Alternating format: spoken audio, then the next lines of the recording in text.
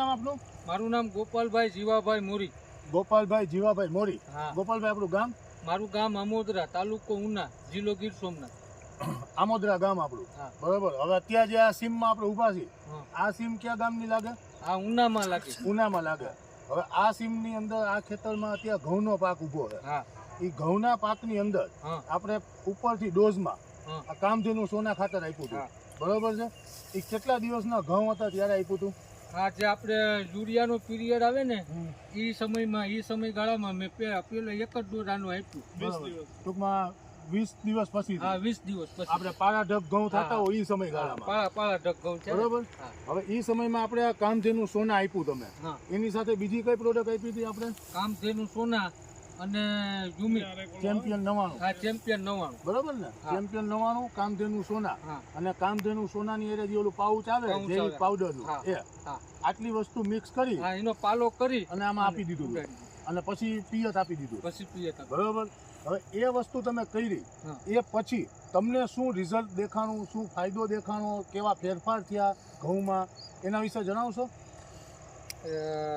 આ ખાતર નાખ્યા પછી સાહેબ મને ઘઉંમાં જે યુરિયાની જગ્યાએ આ નાખવામાં મને ઝાઝો ફરક છે. અને 10 ખેડૂએ મને પૂછ્યું, મને કે ગોપાલભાઈ તમે આમાં શું નાખ્યું? બરોબર છે. એટલે મેં એને કામધેનુ સોના કીધું. મેં તો ભાઈ આ ખાતરનો મેં ઉપયોગ કર્યો છે. બરોબર. પીળા અને જે પડતા એ બધું બંધ થઈ ગયું. એ બંધ થઈ ગયું. બરોબર. અને પીળાશ એક વહી હારી ગઈ. થઈ ગઈ, ફૂટાવ હારી થઈ. ફૂટાવ હારી થઈ. ઊંચાઈ એકદમ લીલા બરોબર. પાણી જેવા જે છોડવા ટૂંકમાં થવા જોઈએ એ થઈ ગયો. બરોબર. ટૂંકમાં અત્યારે જે આપણે ઉપરથી દેખાય સૌથી પહેલું કે ફૂટ સારી થઈ, કલરમાં આવી ગઈ, એકદમ કાળા ભમર જેવા થઈ ગયા.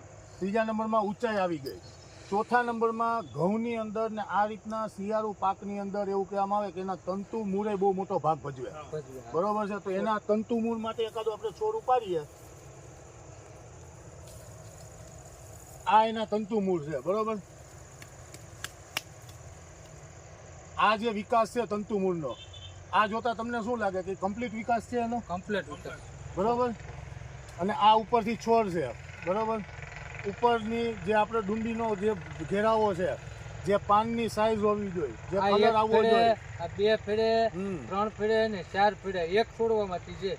ઓલી ને આ નાની છે ને હમ. એ યુરિયા કે નાખું ને ડીએપી કે તો ન હાલે, એને બદલે આ 2 જ હાલે. હા. એને એમાં આ આટલો આવી ફરક છે. બીજું કે બાજુના જ ખેતરમાં બાજુના છે. એમાં યુરિયા આપ્યું છે ને? હા, બરોબર ને? હા. એમાં ડોઝમાં કામધેનુ સોના નથી ગયું. નથી. એમાં ને આમાં જમીન આસમાનનો કેટલો ફેર. કેટલો ફેર તમને દેખાણો? મને ઝાઝો ફેર 50% ફેર છે. બરોબર.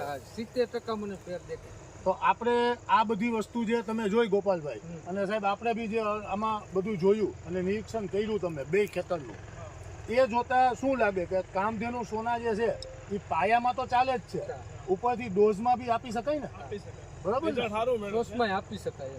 કોઈ જાતનો પ્રોબ્લેમ હા, નહીં. નહીં, પ્રોબ્લેમ નથી. બહુ સારું કામ કર્યું. બરોબર. હવે કંપનીને ગોપાલભાઈ આપના વતી જે રેફરન્સ આપવો હોય તો એના માટે તમારો મોબાઈલ નંબર જણાવશો?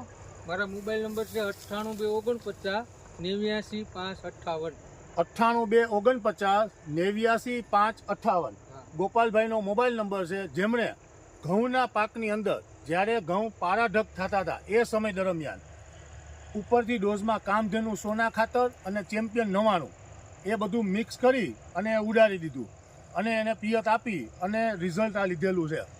અને હવે બાજુના મારે જ આમાં કંઈ ખેતરમાં કરવું પણ યુરિયા છે એના કરતાં આ ઘઉં બધી રીતે સારા છે. વધમાં, ફૂટમાં, એનો જે કલર હોવો જોઈએ, તંતુમૂળનો જે વિકાસ થવો જોઈએ, બધી જ રીતે. બરોબર ને ગોપાલભાઈ? તમારું બી આ જ માનવું છે ને ના, સાહેબ? નહીં, નહીં, 100%. બરોબર ને? બધી રિઝલ્ટ રીતે બહુ કમ્પ્લીટ છે ને? રિઝલ્ટ બહુ સારું.